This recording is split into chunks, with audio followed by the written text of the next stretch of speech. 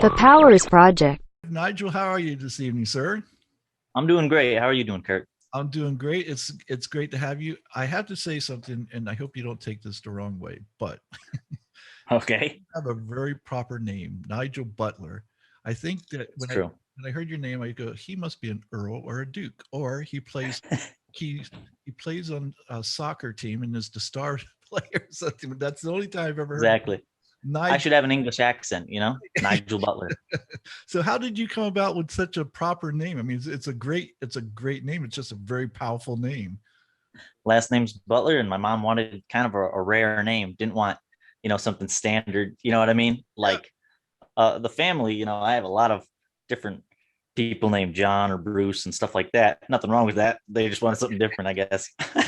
Well, it's a great name, and I imagined you like Buffy. Please go get the horse or something. Like I know that's stupid. I'm sorry, but No, man, I I love get it a lot. yeah, Not gonna lie. yeah, I love your name seriously, and that's the only reason I comment on it because I was like that is such a cool name. It's not something that you come across very often. So obviously that's not why I have you on the show, though. You, sir, Oh well, it can be. If you want to just talk about Nigel. yeah, and the where the name Nigel came from, and it's Exactly. all the great people named Nigel throughout history. We could do that, but I don't know if the audience would stick around for it. So, but what you are here for is you are so many things. You're a director, a producer, an actor, a writer, a uh, a singer, and you and your brother started a multimedia company that does everything from making movies to making music to music videos and everything in between. So that's quite an undertaking for a couple of guys so young. And so my question is, what got you into filmmaking? So were you like, is this something you knew you always wanted to do? Were you that little kid that ran around with the VHS recorder, recording your family during awkward times and stuff? So, Well, I wouldn't say that, but I would say that I was definitely the kid that loved acting. That's for sure. And as far as I can remember, back, uh, I always wanted to be an actor, and I really loved acting. And I knew that I loved film because I wasn't very happy with musicals or plays. Always, I mean, I was happy with them. Don't get me wrong, but I knew I liked film more. And especially when I started watching the behind the scenes of films that had been made, and that's what I want to do. So to an extent, I was the young kid making short films. Never a huge sports person. I mean, I like sports as much as the next guy, but not about to go, play 4 days a week. You know what I mean, and practice and all that. That was never my thing. I was like filmmaking and stuff like that.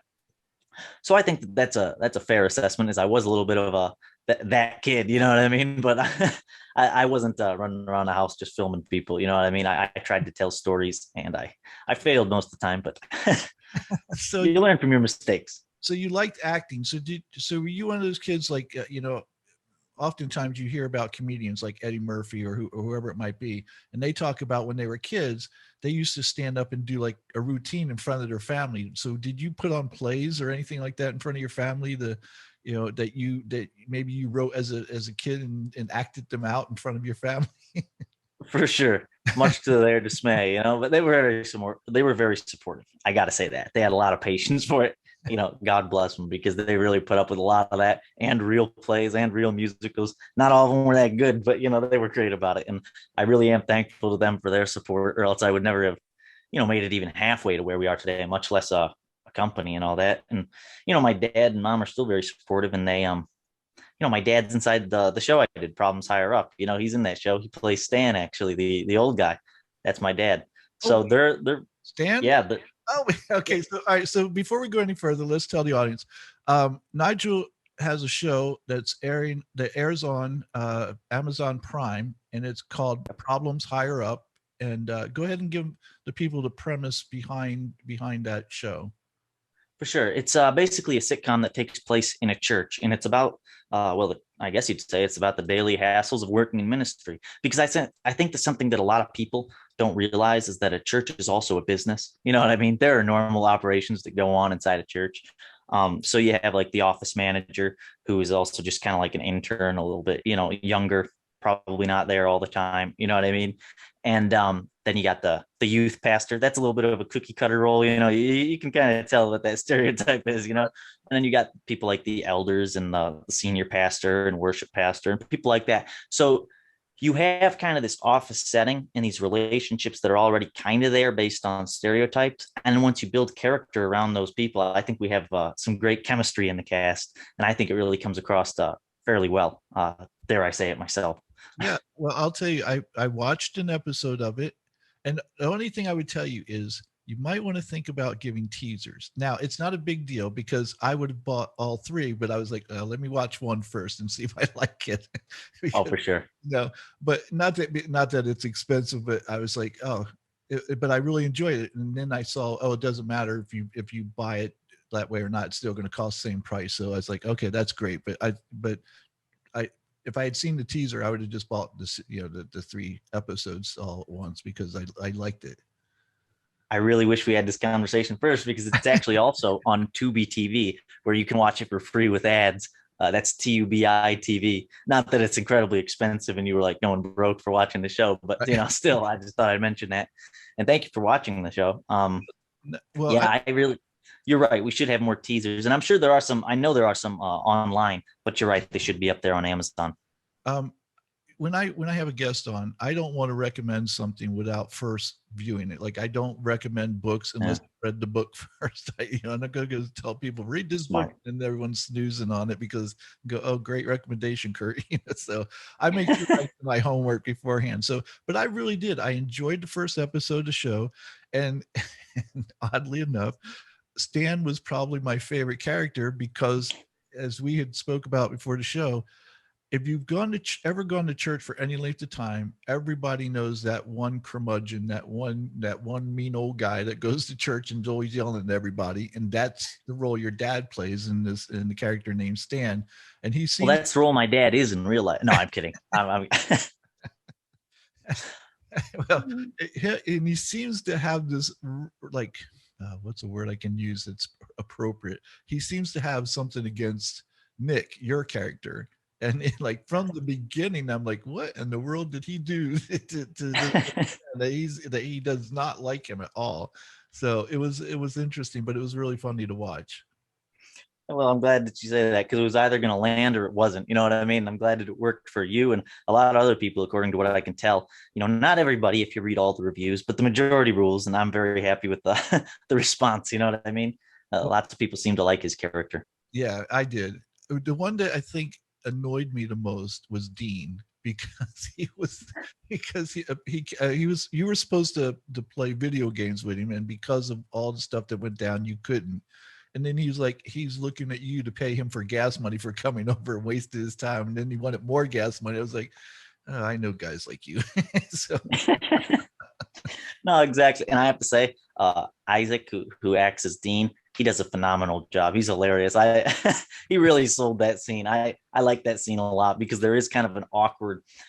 You can tell they're friends because of the way they talk with each other, right. But at the same time, it's almost there's a little bit of an awkward moment there where he's like, are we really doing this? Am I really paying you for for gas money and for driving here? Well, I'll tell you, a person did a good job when the viewer, which was me, it was getting upset with him. Like I was like, I don't like it because he has to milk you for more money, and so he did to his credit, he did a great job, and everybody else that's in it that I saw, the guy who plays Zach, when he came to you with a cup of coffee, and I have to tell you this: when you first walked in the door and you had this motorcycle jacket on, I was thinking, okay, so the pastor thought this guy with a motorcycle jacket was going to be the best choice to do this job. So I was like, he must know more than I do about, and he didn't. It turns out he didn't. So yeah, so it is a show I would definitely recommend. It's called Problems Higher Up. It's on Amazon Prime. It's like $1.99 for the 3 episodes. It's definitely worth it. It's fun.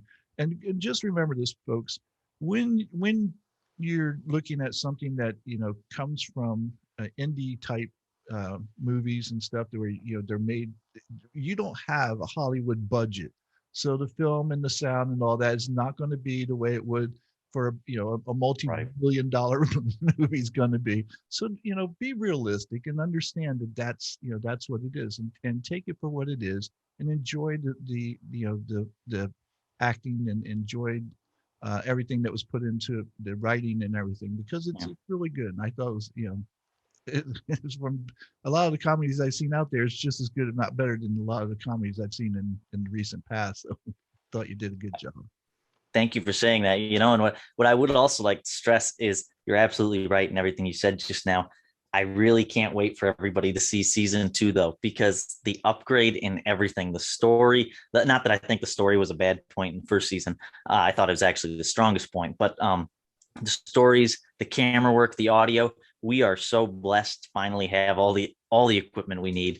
I should put up a side by side on my Instagram or on YouTube or something, because we released the new trailer for season 2, which is going to be coming out in January. And automatically, I mean, if you just pull up the two trailers next to each other, you can tell the difference.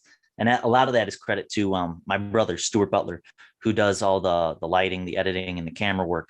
And really, it's the lighting. Lighting is everything as far as image works. And the audio is just a matter of, quality microphones and knowing how to mix it correctly. So he does a great job with that. And to his credit, I just have to say, I can't wait to see people's reactions to season 2, because it's a step up, I believe. Well, I'm looking forward to it. Let me ask you this, because I've always been curious about this, and I don't know if you'll know the answer, but let me ask you anyway. When you watch, I remember back when you used to watch soap operas, and not that I watched soap operas, but my mom did, and I would watch the film that they were using compared to the film that they would use on shows at night, and it was of different quality. Is it a different film that they're using, or is it just the lighting, or because it was almost like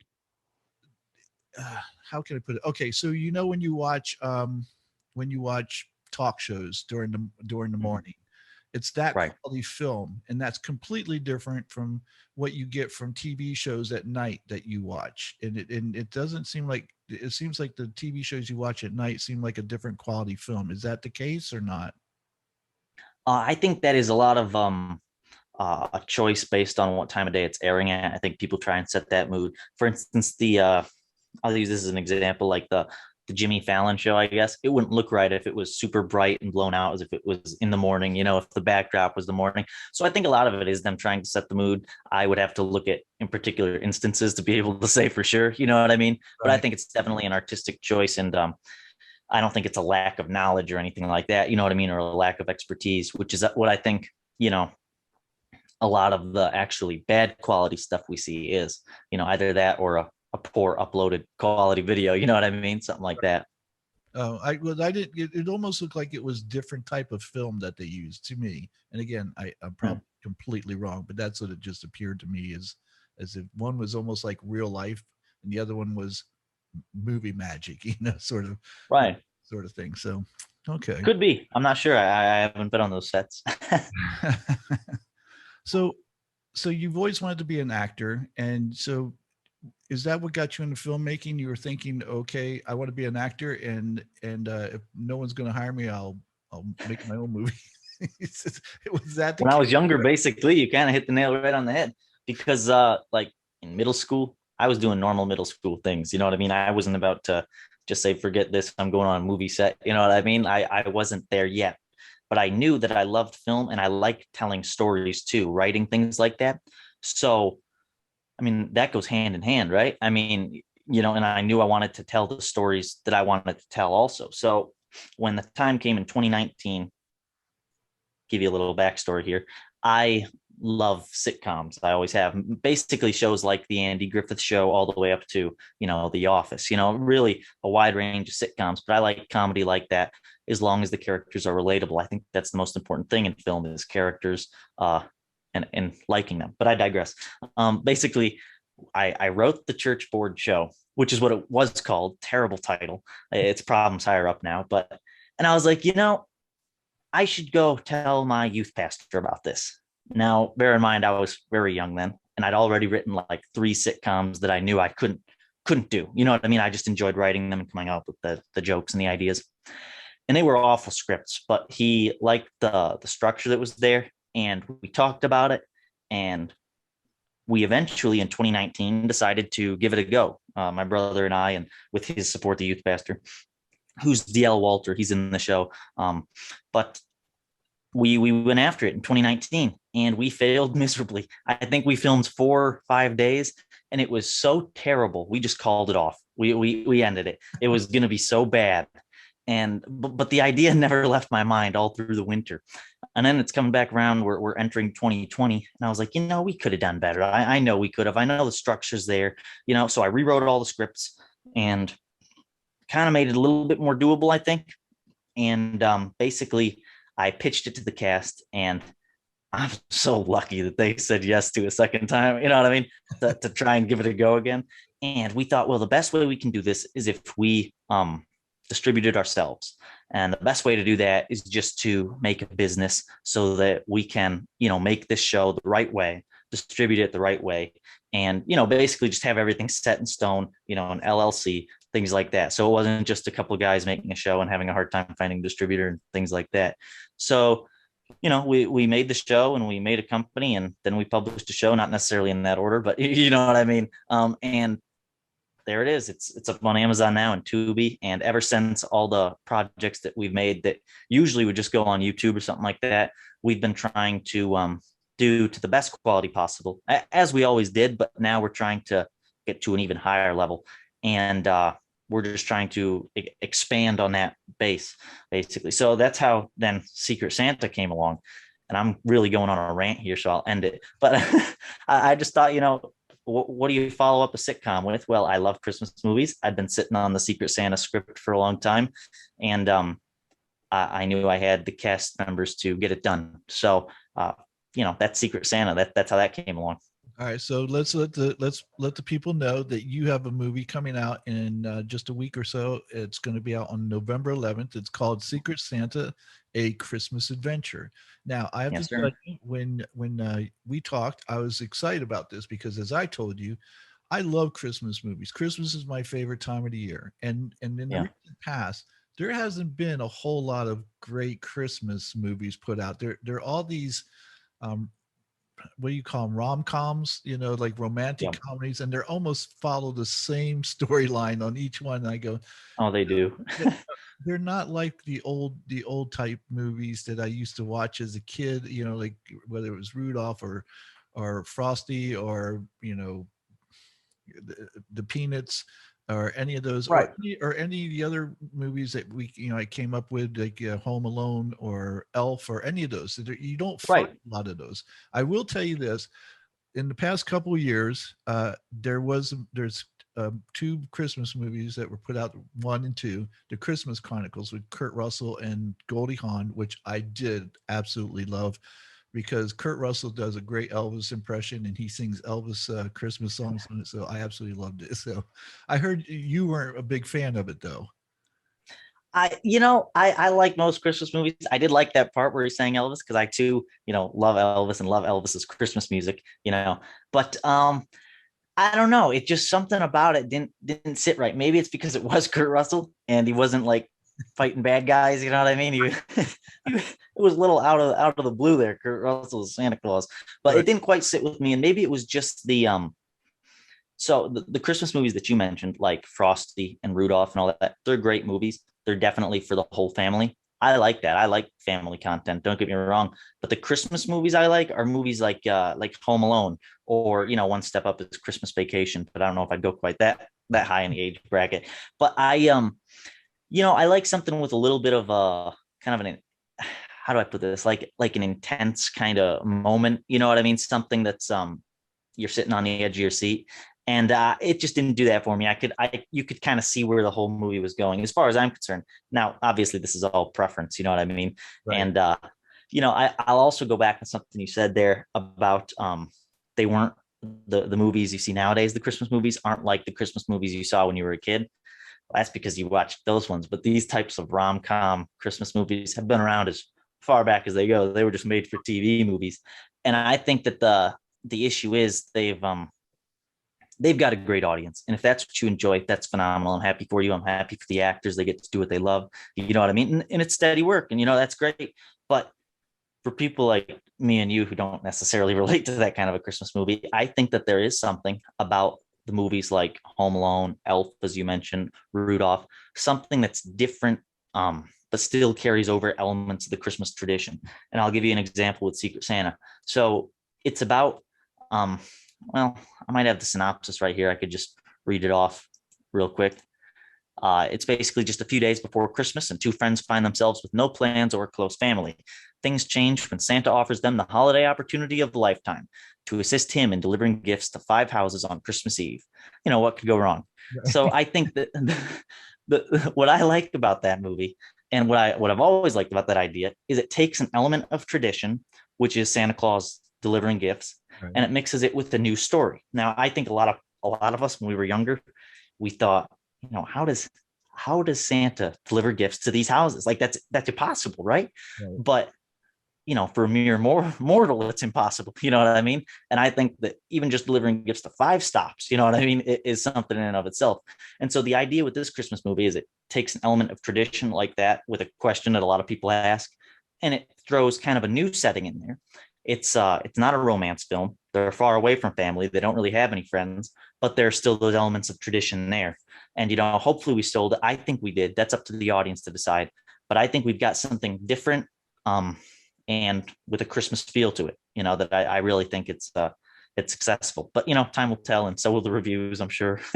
Right. Well, I saw the teasers and I liked it. I mean, again, with only seeing the little bit I did, so I can't say, oh, it's a great film because I haven't seen it. But from what I saw from the teasers, it looked really interesting. It looked like something, oh, this is up my alley. This is something I would enjoy. So, Right. And where, so if people wanted to see teasers for the movie, where can they find it?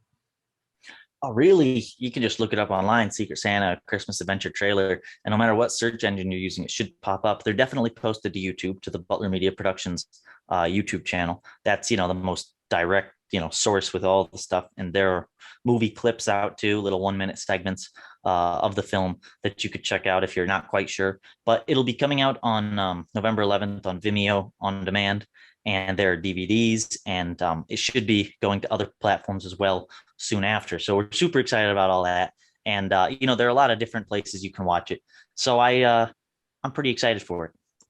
Well, I'm excited to see it because I'm definitely going to watch it. And because again, Thank you. I like watching different Christmas movies. And so it's nice to see that you've created something that I've been like, I know there's a demand for it because I know I'm not the only one who's not, again, if like you said, if you're into rom-coms, where it's about, the girl coming back to town and getting the guy or whatever, that's great. Right. But if you're looking for something with a little bit more excitement in it, a little twist in the storyline or something like I do, then this movie sounds like it's going to fit the bill, and I'm looking forward to it because like I said, I haven't seen anything other than Christmas Chronicles that came out. That's all I've seen in the past several years, and it's like Right. it's kind of disappointing, because back when I was a kid, it seemed like you had all these different movies that came out and it was great, and then all of a sudden it just shut down. It's like, is it Yeah. not profitable to make Christmas movies or? Well, I mean, there's an enormous, as we can tell just by looking at TV and such, there's a huge market for Christmas films. I think it's just the lack of new ideas because here's the deal. I mean, Hallmark has very much narrowed the market, right? And there's an audience for that. So why should a big studio take a gamble on something that may not have that huge audience? You know what I mean? And go away from that kind of outline or kind of mold for movies when they know that one's going to make its money back and then a bunch more. So I think that the incentive is a little bit skewed when they're making those kinds of movies. It's not for all the filmmakers, but I think for a good portion of them it is. And to me anyway, I'm making this movie just because I really like the story. I love the characters that I've written, not to sound too arrogant, but I like that character. I wanted to play the character of Ted, and I very much enjoyed it. And I think that we have a good movie, and one that I'm very proud of anyway. So I think that it's a lot of studios not wanting to take that risk, even though there's a huge market, because they already know what will make the money back. And at the same time, there's a very narrow window for release for Christmas films.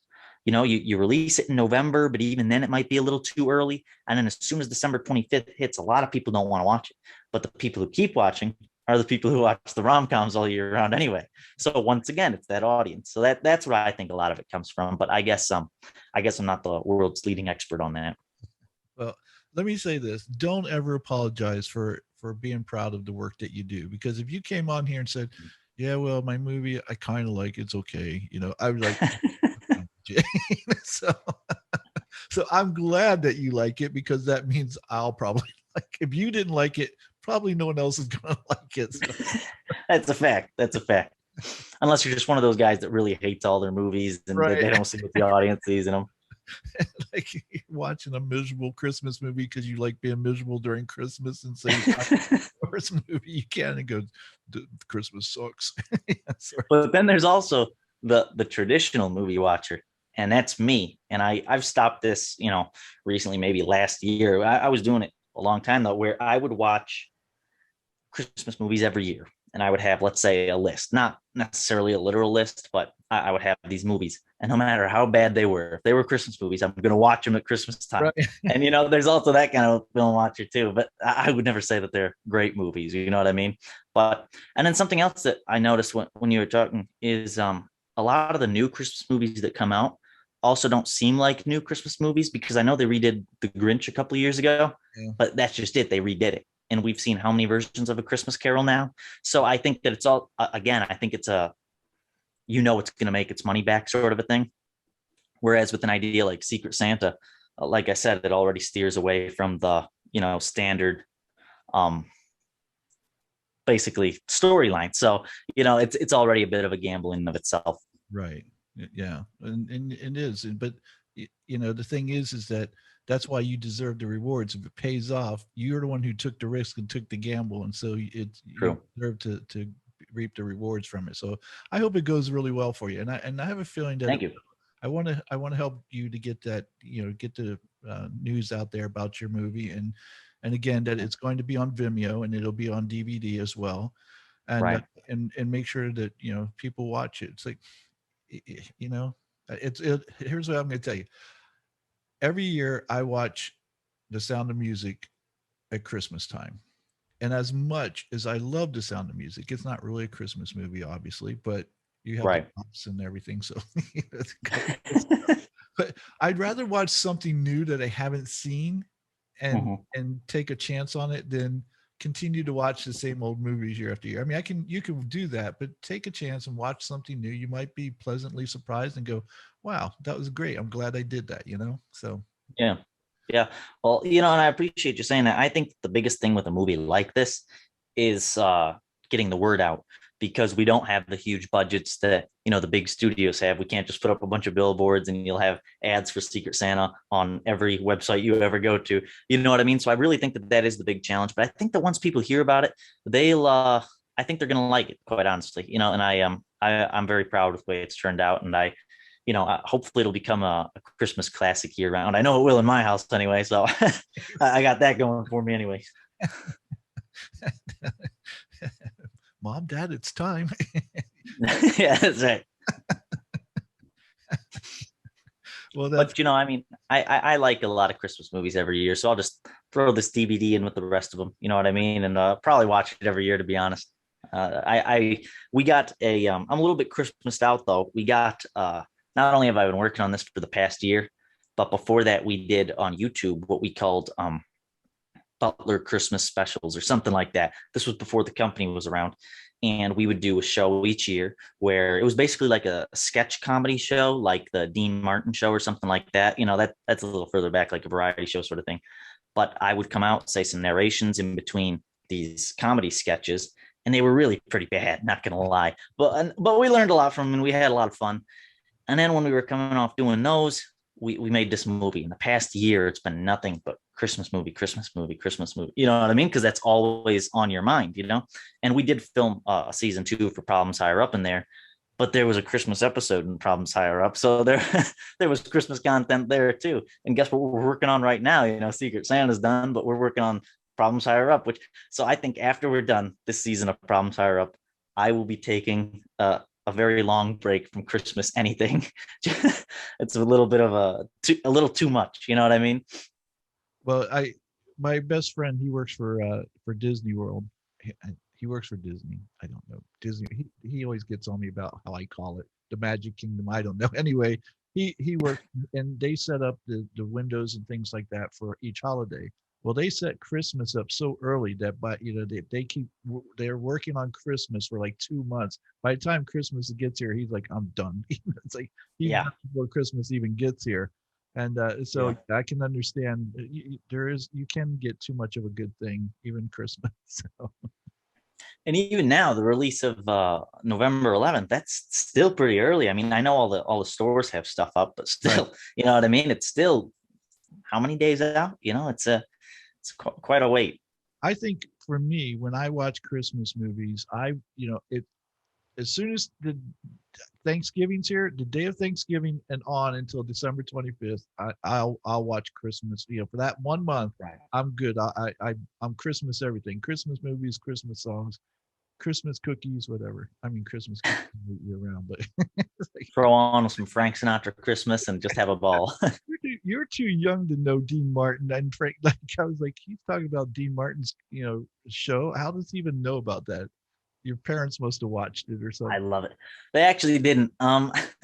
Really, it all just started. I realized I loved old music actually at Christmas time when my dad was listening to the Elvis Christmas album, and that just kind of led to a trail of old music. And I realized, wow, Frank Sinatra is a great actor, and so is Dean Martin. And I don't know, it just kind of became a thing, I Right. guess. But I love old movies. I love movies from any time period, really. But I don't really know how the Dean Martin show made its way into it, but I'm a huge Dean Martin fan, so Oh, that must be it. both of them had amazing voices. I was even though Frank Sinatra was bigger, I loved Dean Martin's voice. His voice was just so smooth and just Yeah, a great singer. But I'm going to tell you something. You're up in New York, aren't you? I was. Right now, I'm in South Carolina, but yeah. So is this where you're doing the filming? Is in South Carolina? No, actually, we were doing filming in New York. I just relocated down here to the Carolinas for now, but the business is still up in New York, so I'll be going back. Okay, so if you ever do a Christmas movie again, and you need someone to sing Elvis Christmas songs, I'm your guy. I do a mean Elvis. You're the guy. I'm the guy. Keep me in mind. Good to know. Like I say, it's going to be a long time before anything Christmas, but I'll remember that. That's all right. I'm still waiting on my friend. He does martial art films, and I said I want to be a bad guy in one of your movies. And he's like, I'll do it, Yeah, I promise. He's like, I want to be the rotten to the core guy, just like kicks for kitten. sure. So Well, or just the cameo guy, like we're talking about Dean Martin. Chuck Norris's first film role was he was a goon that got beat up by Dean Martin inside one of Dean Martin's spy movies. oh really? And I know that. yeah, and same with Dolph Lundgren in a James Bond film. So it's just funny that I mean I know too many of these random facts here. I'm here all night, folks. But no, but you know what I mean. There's something fun about doing a cameo role or noticing Yeah, someone else in a cameo role. It's great. that it's very cool. So let's talk about this just for a second, because I know there are going to be people out there who are like you, who are trying to break into the business. They're trying to figure out how to get their content out there, whether it's movies or TV shows. Right. How they and they figured out maybe how to make them, but they don't know how to get them on screen. How do you get on the Amazon or Netflix or on the big screen even? Like for instance, my question to you is, since since these things do air like on Amazon, does Mhm. that mean that everybody that's in your show, are they now part of the Screen Actors Guild? Do you have to pay them a certain percentage and all that stuff, and give them breaks and all that stuff that you wouldn't have to do with Right. your friends? So there are a lot of questions inside that one question. So I'll just try and break it down as much as I can. Going back to what you first mentioned, which I think is the most important as far as up and coming artists goes. It depends on what you want to do. If you're creating movies themselves, but you're not necessarily a business or something like that, you're going to want to probably either pitch your movie idea to a studio or go through a distributor. If you're a business, you could go through a distributor or a marketplace. Now this is just my limited knowledge. I'm sure there are other ways to do it, but just disclaimer there. And I'm also not a lawyer. I don't know what's right for you or your film. You know what I mean? But a marketplace is where you know simply put, you put your film up there and other distributors can come through and say, hey, this is what I want, I'm going to take it. You know what I mean? And a distributor is someone who takes your film and pitches it to studios. So it's slightly different. It's a little bit reversed. You have someone to actually represent your film and endorse it. Whereas the other way, you put up the best content you have, the best sales pitch, and that's it. You leave it alone. And, no way is better than the other. It depends on what your goals are as far as that goes, because, it also depends on what type of film you have. What kind of a studio do you want to pick it up? Because there was a new movie that came out called Mayberry Man. And what they did is they had it funded by fans of the Andy Griffith Show. And basically, they had it play in select theaters across the country on certain dates. That's another way you can do it. Probably not going to get a chain to put forth a movie like that. But if you're going there and representing the film and having it be one night only, 2 nights only, that's another way you can distribute your indie film. So there are a lot of ways you can go about it. It depends on what's right for your movie. And really, it's a lot of research. There's some great resources online who can talk about stuff like that a lot better than I can, who have years more of experience. And really, you could just look up these kinds of questions on YouTube nowadays. In the last 2 years, it spiked a lot. And I don't know if that's a God thing, because I was just trying to figure it out when it started to spike. But I know 3 years ago, I couldn't find any information on that sort of stuff, distribution for independent films on YouTube. Whereas nowadays, you just search it and there's just a ton. The only thing I'll say is talk to other filmmakers, even if you don't know them in person, online, message them, because there are a lot of people out there who are fake distributors and whatnot. Just Right. be wary of that, because I'll tell you the truth. We had somebody, not going to name anything, but there was a company that reached out to us about distributing a project of ours. And it wasn't until I asked some other filmmakers about it, and I'm very happy I did, that they, just about everybody who got back to me said, yeah, no, they're not to go with it. I never saw a dime from this movie. They took my film and I haven't heard anything about it. They haven't talked to me. They haven't reached out. You know what I mean? And a lot of times, if you're doing independent films and you're going through a distributor, you don't necessarily have the funds to go get a lawyer and, sue them for everything that they got. So just be cognizant of that, I guess. You know what I mean?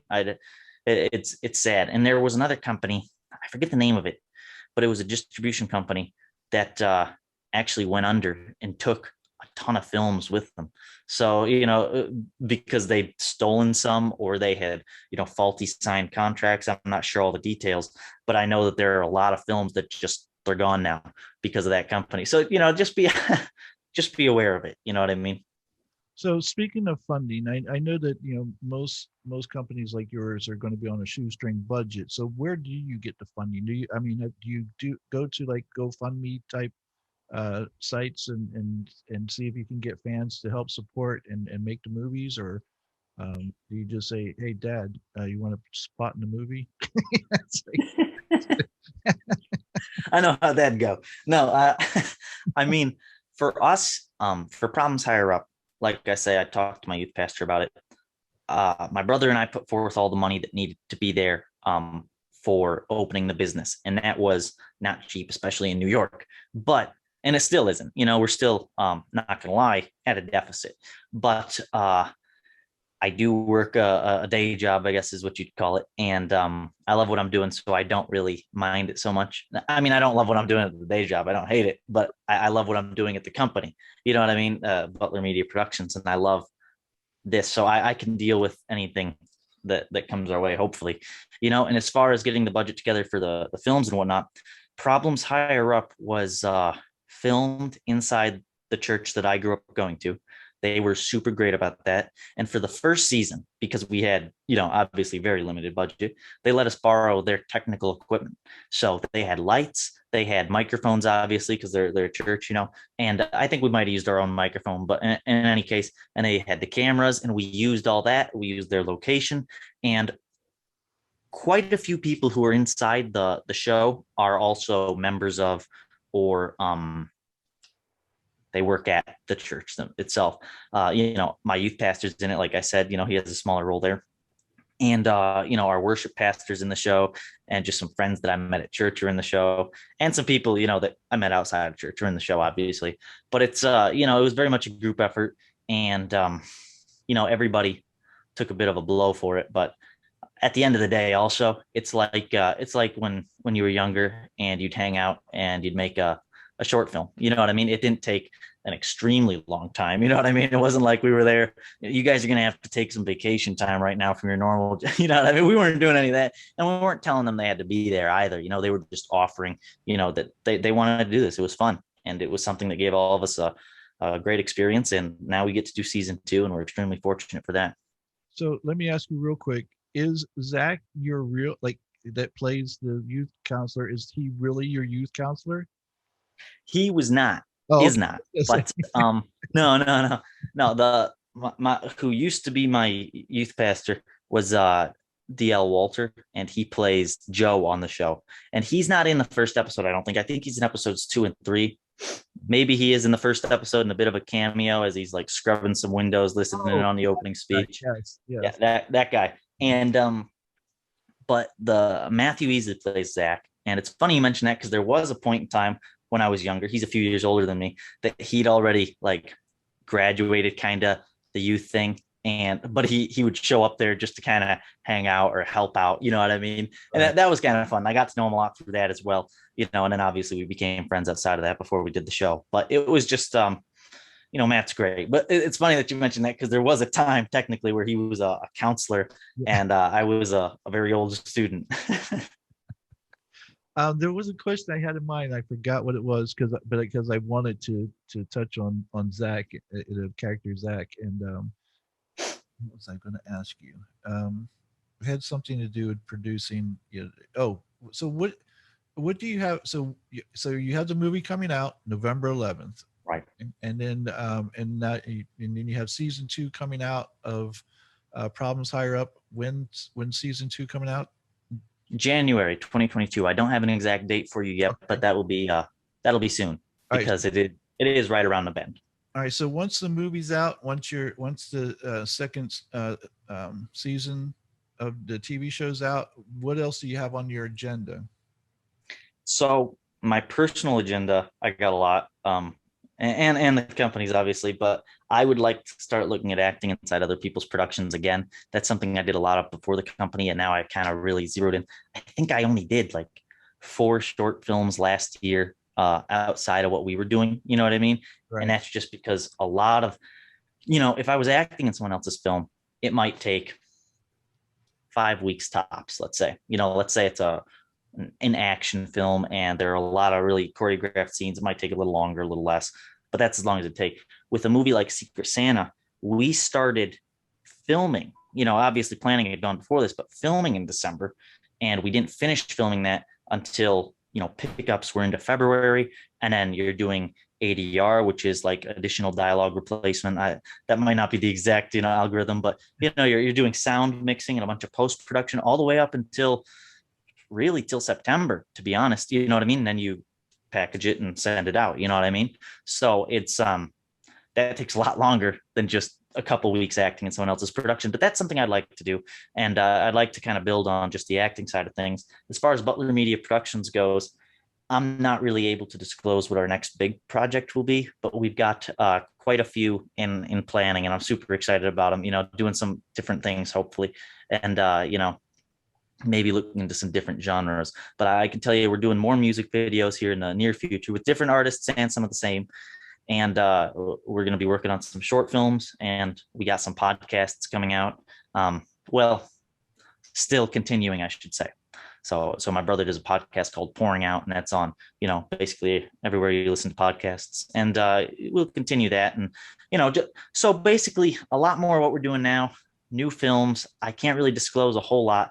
I'm sure there will be more information out soon, especially as we're, you know, it's getting close to the time where we're going to start filming our next project, and then we'll be able to say. But we got to make sure everything's set in stone before I, you know, go ahead and say something that you know, then I have to backtrack on.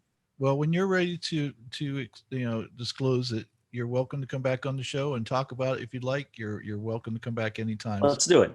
Let's do it. One of the things I wanted to say that, and I know this is what I wanted to remember to tell you. So when you were talking about the fact that you work another job and that what you're doing Mhm. isn't like work because you love it, and I think Yeah. that is absolutely key to what people do. Like I do this podcast, and I have another company that we're a personal training company where I train people, and I love that too. But this is my new direction, and so the Yeah. amount of time that I put into this, it doesn't seem like work to me. It's, I mean, I always make sure that I do my research on my guests, so I do my homework so that I don't just go, hey, what's your name? Like Yeah. that. And your guests appreciate it. I guarantee you that. So I like to know something about them so that I seem like I'm somewhat informed about it, so we can have a good conversation. And so it takes time to do that, but I enjoy it. Like, I love what I do. I love meeting new people. I love meeting you. I love hearing about your movie and the process that it takes to make it, your TV show, because to me that's interesting, and and I love talking to people from all walks of life. And so, it just, I, the only thing I said, the only thing that will make this job better is when I can do it and travel around the world doing it. I want to go to all different areas and interview people from different parts of the world about different topics and stuff. And then, Yeah. then I'll be in heaven. So, so, but Maybe someday, you'll get to that point where you have I the have, funding. I know I will. I absolutely have no doubt about it. I know I'm already on I'm ahead of my projection, and so I'm very happy with the way Oh, things go, cool. because I've been very fortunate to have such great guests and such entertaining guests. I mean, you know, I listened to quite a few podcasts, and I'm like having you on. You're very animated. You're very upbeat. You're not like, I have a Christmas movie out and it comes out. It's like, and I've heard guests like that, and I'm like, oh my God, that would be horrible. I'd have to do something like snap out of it or something, like wake up, be You just got to become more animated and just, excited. steal the show. It's like, you seem very excited about your movie. So I've been very fortunate to have some really great guests on my show, and I love what I do, and so I get that you love movie making. I love that whether it's you acting, whether it's you writing or producing, directing, or whatever, you love all of it, and people, that is key to being successful in anything that you want to do in life and being happy. Not just successful monetarily, but being successful and being happy. That's a rare thing for most people. So I think success is a mindset too, to an extent. You know what I mean? I very much do. I mean, I don't remember who said the quote, but like, being poor and being broke are two different things. Being broke means you have no money. Being poor is a state of mind. You know what I mean? And I think that that's very true, because it all depends on the way you look at your situation, your scenario. And I'm very, very blessed to be able to do this right now.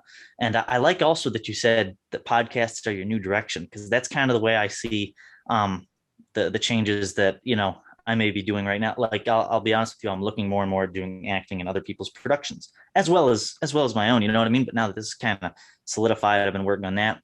I've also been writing a book for a while now, not a long time, and it's still got a ways to go. But you know what I mean? That's another new direction I'd like to take, because, like I say, I love writing and I love storytelling, and those projects that I might not have the ability to do on film, or that might not do it justice. You know what I mean? It's a great way to bring those stories to life still, on the pages instead.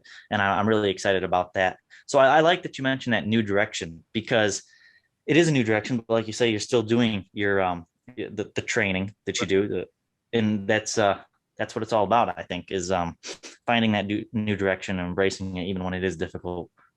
well, and I want to tell the audience this too. Nigel has some good acting chops, really. I mean, I'm not just like, I'm not somebody who blows sunshine up people's, it's like if I don't think you're a good actor, I just won't. I'm not going to say, oh, you're horrible. You need to find another job. I'll just won't say anything. But you do. Right. You're a good actor, and I think, as you go along, you're going to just get better.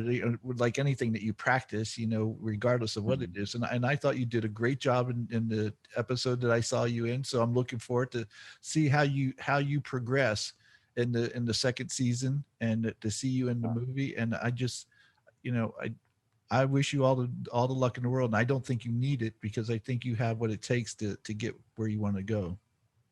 I really appreciate you saying that, and thank you for saying that. I definitely can see my acting. I hate my acting in season one, so it's great that you said that. No one else has mentioned it to me that it was bad or anything. It's just my own personal preference. I really dislike the way I portrayed some scenes, but I think that's also, you're your own harshest critic. And I Right. think that once you can identify, and I'm really lucky because this is a TV show, so I'm playing the same character. So anything I did poorly in the first season, when I go to display that emotion again inside the second season, I can change it. You know what I mean? And I've already seen the second season. You know what I mean? And I like it a lot better just because I can see the progress there. And I know that if we do a season 3, I'll like that one even more. You know what I mean? Because there's just you can always get better. So I think that what you said also is very true about the fact that, just to expand on that a little bit, if you're not always, trying to get better over time, that's when you really, I think, lose a lot of the passion, a lot of the joy in what you're doing, because it kind of gets stagnant, if that makes sense. It's repetitive. And that's also why for our future films, not going to claim anything for sure yet, but we're looking at doing some other genres, maybe a little bit of a horror film or something a little more dramatic, something a little bit more serious, I guess is what I'd say. You know what I mean? Because you can portray different emotions and go through different steps in the process. Well, if you ever do a movie where you need a bad guy, I can act. So, That's right. I probably can't do any other acting, but I can act like I'm upset. But or like a podcast host, right? You can do that. Here's the thing, and what you said is very true, because what I do is I go back, and at first I didn't listen to my episodes when I first aired them because, one, I don't like my I don't like my speaking voice, but I don't think anybody does. Yeah, they don't. No, not your voice, their own voice. No. I don't. I should have acted offended. What? Yeah, that's right. No, but I knew what you meant. But what I've noticed is again, I've had Joe Rogan quality guests on my show, and I've come away from that show going, wow, I freaking love this episode because this was Joe, and he's who I actually hold the standard up to, is like, was this worthy enough to be on Joe Rogan? And I've had some really good guests on there, and I said the only thing that could make this better is me. And I have to do a better job. And so I work on doing a better job. I'd watch myself, and as hard as it may be sometimes, I go, open your mouth more, speak with pronunciation, don't act like you got a sandwich in your mouth or something, and so I I haven't perfected it, but I'm getting better and better. And I keep in mind, Joe Rogan's been doing this for decades, so, Right. I don't expect to be where he's at right now. But I do expect myself to get better with each show. And like you said, as long as you're progressing, you won't stagnate, and you'll still have that love there. If you don't care anymore, it's time to hang it up. That's it. Or just go a new direction. You know what I mean? If you feel like you've reached the top of what you've been doing, you know what I mean? Do something else. Yeah, exactly. I agree with also, I don't know what made me think of this in the intro. You were talking about the things I'm a director, writer, actor. You mentioned singer. I would very much, decline that offer. I'm not so much a singer, not if I can help it, every once in a while on a musical, but that's that's not something I'd be looking up on Spotify if I were you. Did I see you singing in one of the music videos? I am in a music video, but I don't think I sing in one of them. Oh, I don't know why, because I didn't really see the face, but it looked like your hair, and I thought, oh, he sings too. So I'm sorry, I don't know who. No, you're fine. I have sung before, but I'm not. Oh, okay. I would never call myself a singer, so you're not wrong. You're not wrong. Okay. What I will say, who is a great musician, and I don't think he gets the respect he gets, is his name is Joe Monroe, and he's an actor inside Secret Santa. Actually, here's a mug, they're on Zazzle.com, but that's me, and that's him right there. And that's the poster for Secret Santa. He's a phenomenal musician, really great. Look him up on Spotify. He does a great job with everything he works on. Spell his great actor, great musician. How's that? Spell his last name. Monroe, Monroe. Okay, Joe Monroe. Okay, gotcha. He's Inside Problems Higher Up, episode 3, I think, also. So he's, very, very good entertainer, is what I'd say. Excellent. Okay, I'll take a look at him on Spotify, huh? Just thought I'd throw it out there because we did a few of his music videos, and we are currently in the middle of some others. So, we're excited about that. He's, I love working with Joe. Is he on YouTube by any chance?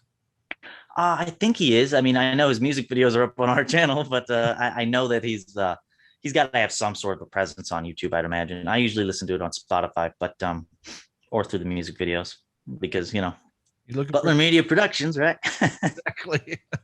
So if you're looking for some new music, go check out Joe Monroe on Spotify and Yeah, possibly YouTube as well. So definitely. I'm I'm very happy that you took the time to be on the show. I'm really, I mean, I've had a lot of fun talking to you about your TV show and your movie, and I am seriously looking forward to seeing the rest of the episodes and seeing season 2 and see the movie when it comes out. And I just I applaud you for all that you do and Oh, thank you. for the love that you have of what you do. And I think more people would benefit if they had that sort of mindset when they go into doing things. So Yeah.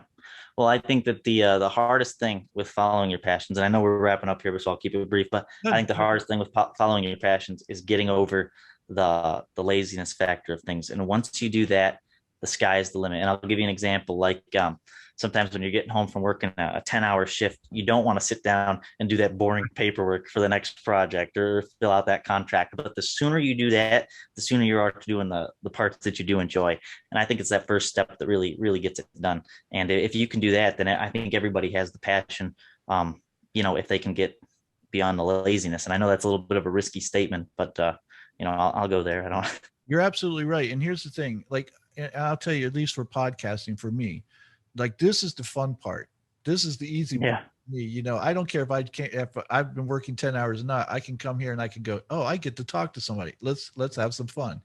But Right. I have to sit down and write the title, the description, the hashtags and put all that stuff together. I don't like that part, but I do it because it has to be done. Right. So Right. fortunately, I have somebody who helps me out with editing and stuff. So I don't have to do that, because if I had to do that, it would probably take longer to finish Well, because possibly, but at the same time, remember that you don't edit the show itself though. So once you right. learn that, it might actually be another asset for you. You know what I mean? Oh, it will. Not trying to stop your editor or anything like that, but No, he does a great job for me, and I used to know how to do it, and something in me doesn't want to learn it again because I don't want that job. I was like, no, you handle it. He goes, yeah. because he's told me, you can do this, right? I go, no, I can't. So, but yeah, he does a great job, and so I'm very fortunate to have him, and he makes it so that this is so much more fun. But you're right. If you don't have that luxury, learn to get those things done. I've always told people, because I'm a personal trainer, I go, look, if you're going to go out for a walk or go out for a run, when you get home, get changed and go. Don't sit down on the couch, because once you sit down on that couch, you're not getting up. You're not going to And go even if you run. do, it's like an hour later and you Right. realize you've done nothing in an hour. Yeah, and you're going to feel lethargic because you've been resting, and you're not going to have your best runs or your best walks or anything. So just go get it done, and it'll pay off for you. So and you'll be glad you did once it's done. So, and that's the same thing with any type of venture that you participate in, like what you do or what I do. Just get the stuff you don't like done. It's like this. I always relate it to this. When I eat dinner, I always eat the things I like the least first, and then Yeah, no, for sure. get that over with, and then eat the best. Save the steak for last. So, Or sometimes it's just a sad dinner and you don't like anything on the plate and you just no, I'm kidding. and then you go to McDonald's. Well, Nigel, listen, thank you so much for joining me. It was a blast having you here, and folks, thanks for joining us. And Nigel, oh, real quick, tell everybody where they can find you. I'm going to make sure the links are put below in the description, but in case somebody wants to go check you out right now because they're watching you on YouTube or whatever, tell them where they can find you. For sure. If you look into Butler Media Productions content, definitely go to our YouTube page. That's Butler Media Productions LLC. It's a YouTube channel. You can just search it online. And if you want to stay up to date with kind of what I'm doing individually, probably my Instagram is the best way to go. And my username is It's Nigel Butler, ITS NIGELBUTLER. So that's where you go. Excellent. Okay, and that's where they'll be able to find out when the movie's released and how to find it on Definitely. and all that. Okay, Definitely. excellent. All right, well, great. And again, folks, I'll make sure that's in the description below. All the links are there, so that way you can find him when you get home and want to look him up. So this is a great show. That's right. All right. Well, until next time, folks, take care, be safe. And I know some of you aren't going to like this, but still, right now, wear your mask, please. Just wear it for a little bit longer until we're safe. Okay. Even if you don't think it's bad, wear it. All right.